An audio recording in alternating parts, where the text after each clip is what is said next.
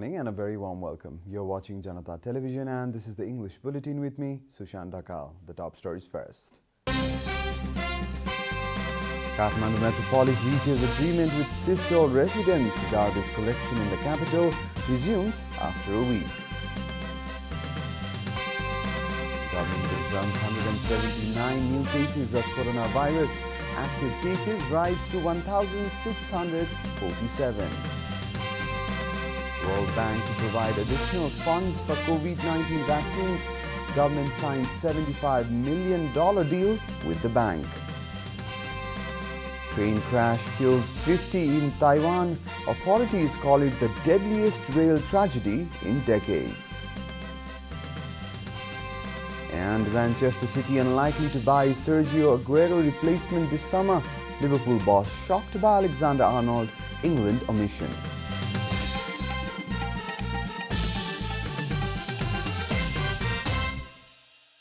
And now the news in detail.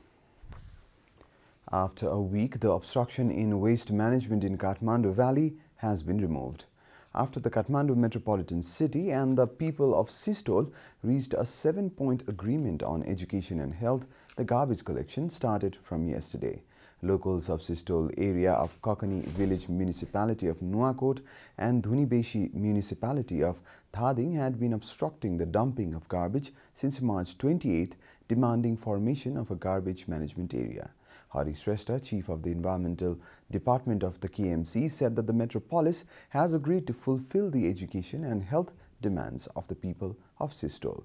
He also said that the Kathmandu Metropolitan Corporation has agreed to provide budget for the demands, including employment and development. In order to facilitate the health services of the locals in the dumping sites, the Kathmandu Metropolitan City has purchased an ambulance and provided it to the Dhunibeshi municipality. President Bidya Devi Bhandari officially inaugurated the distribution of Melamchi water in the capital yesterday. The president opened the tap of the water spout in Brikuti Mandap yesterday to release the water which arrived in the capital some days ago. The much-awaited water supply project has brought huge respite to the locals of Kathmandu who were reeling under acute shortage of water since many years. The project was completed nearly after 3 decades since it started. Prime Minister KP Sharma Oli was also present during the inauguration. PM Oli said that the government will also bring water to the capital from Yangri and Larke rivers in the next 3 months. He also said that the government's attention has been drawn towards the fact that the Drinking Water Corporation has been charging money to the people without distributing water. He said the government has already instructed the corporation to stop charging fines to the public when it has not been able to supply water. The Parliamentary Committee has directed the concerned bodies under the Government of Nepal to take action against those who are involved in black marketing and creating artificial shortage. A meeting of the Sustainable Development and Good Governance Committee of the National Assembly on Friday directed the Department of Commerce, Supplies and Consumer Protection, Department of Drug Management, Department of Customs and Inland Revenue to take action against those who are involved in black marketing and creating artificial shortages. The directive was given after the committee called the Director Generals of all 4 departments in a meeting and discussed the state of good governance in consumer rights and in free market management. This is Janata Bulletin. We'll be right back after a short break.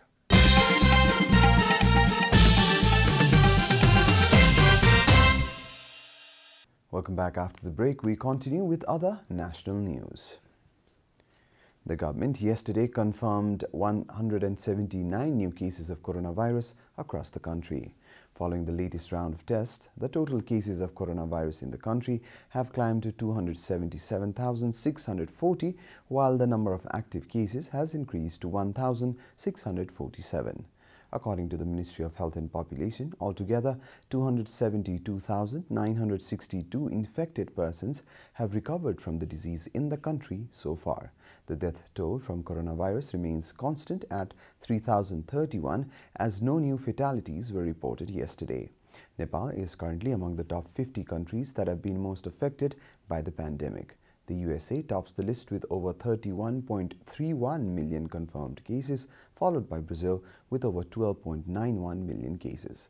Coronavirus has infected more than 130.8 million people across the world and claimed 2.8 million lives. And now the news from the economic front.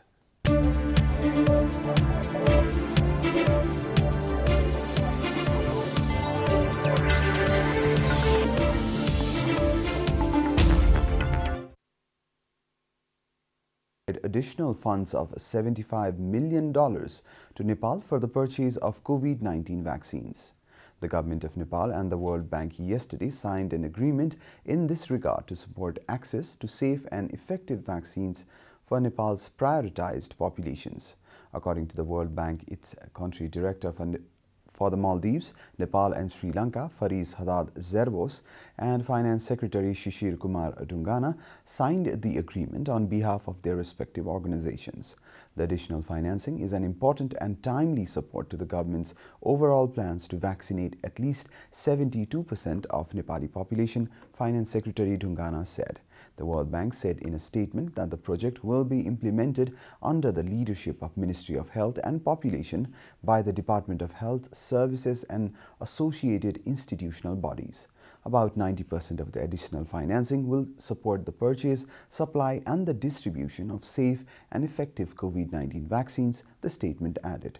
The rest of the financing will support existing public health measures to test, trace and treat the COVID-19 infection. And now the international news.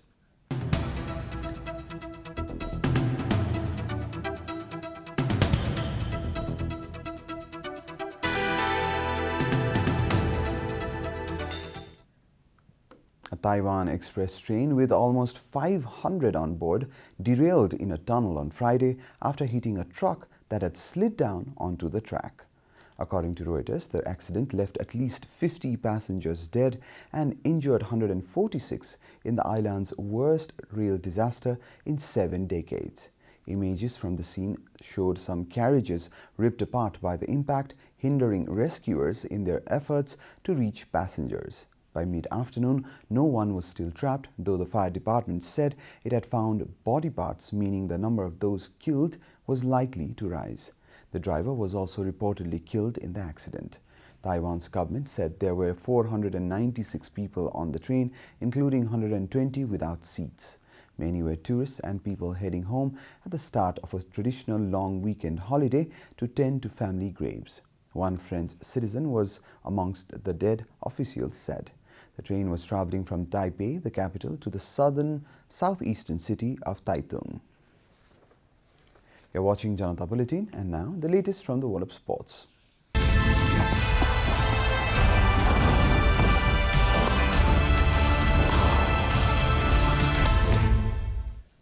Manchester City manager Pep Guardiola has said that the club are unlikely to buy a striker this summer to replace the outgoing Sergio Aguero. According to BBC, City confirmed on Monday that the 32-year-old Aguero will leave the club when his contract expires at the end of the season. Guardiola has been looking at options with Borussia Dortmund striker Erling Braut Haaland, 20 at the top of the list of potential targets. However, Guardiola feels the fees currently being quoted are too high. He said the City cannot afford new players as the club are struggling financially. Meanwhile, Liverpool manager Jurgen Klopp said he was surprised that Trent Alexander-Arnold was left out of the England squad. The 22-year-old was left out of the World Cup qualifiers against San Marino, Albania and Poland. England boss Gareth Southgate said that the right-back had not performed this season like he had in recent years. If Trent Alexander-Arnold is not in the squad, then England must have an extremely good squad, said Klopp. We are at the end of Janata Bulletin and the headlines once again. Kathmandu Metropolis reaches agreement with Sisto residents. Garbage collection in the capital resumes after a week. Government confirms 179 new cases of coronavirus. Active cases rise to 1,647. World Bank to provide additional funds for COVID-19 vaccines. Government signs $75 million deal with the bank. Train crash kills 50 in Taiwan. Authorities call it the deadliest rail tragedy in decades. And Manchester City unlikely to buy Sergio Aguero replacement this summer. Liverpool boss shocked by Alexander-Arnold's England omission.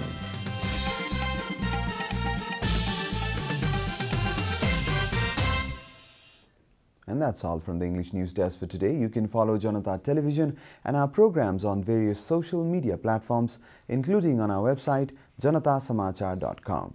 Keep watching Janata Television. Namaste.